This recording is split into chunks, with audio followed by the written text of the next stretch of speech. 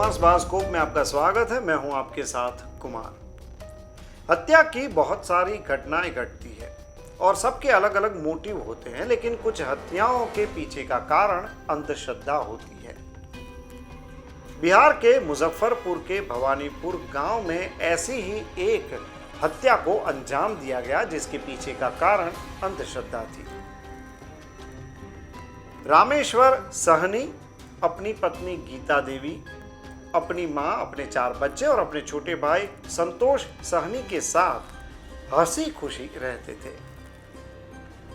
लेकिन एक दिन गीता देवी की हत्या हो जाती है। बात पूरी सोसाइटी मोहल्ले में फैल जाती है और पुलिस को सूचित किया जाता है। एम्बुलेंस आती है, गीता देवी के शव को पोस्टमार्टम के लिए ले जाती है। अब पुलिस हत्या किसने की, किस मोटिव से की, इसकी जांच में जुट जाती है। सबसे पहले पुलिस गीता देवी के पति रामेश्वर सहनी से पूछताछ शुरू करती है। रामेश्वर सहनी सीधे ही ये बता देता है कि मेरी पत्नी की हत्या मेरे छोटे भाई संतोष ने की है। ये सुनकर पुलिस को थोड़ा झटका लगता है। कुछ और जांच पड़ताल करने पर मालूम होता है कि रामेश्वर सहनी और गीता देवी की शादी 2012 में हुई थी। इन 12 सालों में उनके 4 बच्चे थे और वो अपनी माता और छोटे भाई संतोष सहनी के साथ हंसी खुशी रहते थे। लेकिन इन 12 सालों में गीता देवी की जो सास थी, वो घर में अगर कुछ भी बुरा हो तो उनकी बहू को जिम्मेदार मानती थी और इसीलिए वो अपनी बहू को डायन कहती थी कि इस डायन की वजह से हमारे घर में पनौती है। शुरू में रामेश्वर सहनी और उनकी पत्नी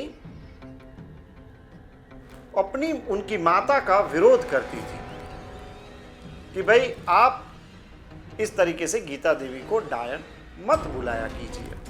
लेकिन फिर धीरे धीरे गीता देवी और रामेश्वर सहनी को भी माँ की उम्र के बढ़ते उनके इस स्वभाव के जैसे आदत सी हो गई और उन्होंने माँ की इस बात को इग्नोर करना शुरू कर दिया ताकि घर में शांति बरकरार रहे। लेकिन 12 साल बाद एक दिन रामेश्वर सहनी का छोटा भाई संतोष सहनी आता है और अचानक ही अपनी भाभी से लड़ना शुरू करता है और उसे डायन कह के बुलाता है। ये सुनकर गीता देवी के पति यानी कि संतोष के बड़े भाई रामेश्वर सहनी गीता देवी के पक्ष में बोलना शुरू करते हैं और ये पूरा मामला एक बड़े झगड़े का स्वरूप धारण कर लेता है।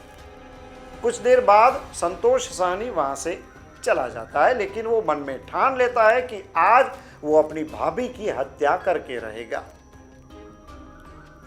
वो कहीं से रिवॉल्वर का इंतजाम करता है। आधी रात को वो रिवॉल्वर लेके अपने भैया और भाभी के बेडरूम में जाता है और वहां जाके अपनी भाभी को सीधी गोली दाग देता है। उनकी भाभी गीता देवी की वहीं पर तत्काल मृत्यु होती है। फायरिंग की आवाज सुनकर गीता देवी के बाजू में सोए पति रामेश्वर सहनी जाग जाते हैं और वो देखते हैं कि उनकी पत्नी को गोली लगी है और उनकी वहीं पर मृत्यु हो गई है। ये सब देख के संतोष सहनी मौका देख के वहां से भाग जाता है। रामेश्वर सहनी उसके पीछे जाता है, लेकिन संतोष सहनी तब तक अंधेरे में अदृश्य हो चुका होता है। ये सारी बात रामेश्वर सहनी पुलिस को बताते हैं। पुलिस अब संतोष सहनी की तलाश में जुट गई है। संतोष सहनी एक दिन पकड़ा जाएगा, जेल की सलाखों के पीछे भी जाएगा, उसको सजा भी होगी। लेकिन यहाँ पे 4 बच्चों ने अपनी माँ को गंवाया, एक पति ने अपनी जीवन संगिनी को गंवाया और ये सब हुआ अंधश्रद्धा के चलते।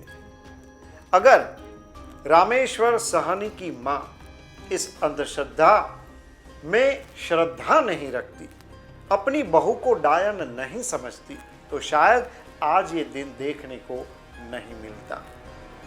रामेश्वर सहनी और उनके चारों बच्चे गीता देवी की बॉडी जब घर पे लाई गई तो उनको देखकर फूट फूट कर रोने लगे। चारों बच्चों की हालत बहुत ही खराब हो गई क्योंकि उन्होंने अपनी माँ को हमेशा के लिए गंवा दिया था। जो व्यक्ति अंधश्रद्धालु होता है वो हमेशा दूसरों को ही नुकसान पहुंचाता है, क्योंकि वो ये मानता है कि उसके जीवन में जो असफलता है, उसके जीवन में जो निराशा है, जो दुख है, उसका कारण कोई और है, वो खुद नहीं है। और इसीलिए वो सफलता या सुख पाने का शॉर्टकट आजमाता है और इसके चलते वो दूसरों की बलि देना चाहता है, वो दूसरों की बलि चढ़ाता भी है और अंत में वो जेल की सलाखों के पीछे चला जाता है।